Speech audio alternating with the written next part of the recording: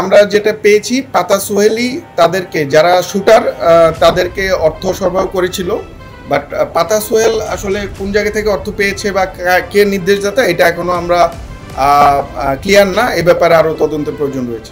আমাদের কাছে প্রাথমিকভাবে যেটা মনে হয়েছে যে এখানে দুইটা জিনিস কাজ করেছে। একটা হচ্ছে মিরপুর এলাকা কেন্দ্রিক যে আধিপত্য বিস্তার, সেটা চাঁদাবাজি, মাদক এবং অন্যান্য যে সকল সন্ত্রাসী কার্যক্রম আছে সেটা একটা ব্যাপার। আর দ্বিতীয় হচ্ছে রাজনৈতিক কোন্দল। আপনার যেই নিহত গোলাম কিবরিয়া, তিনি যেহেতু একজন সদস্য সচিব ছিলেন এবং বর্তমানে মিরপুর ওই এলাকার রাজনীতিতে তিনি বেশ সক্রিয় ছিলেন।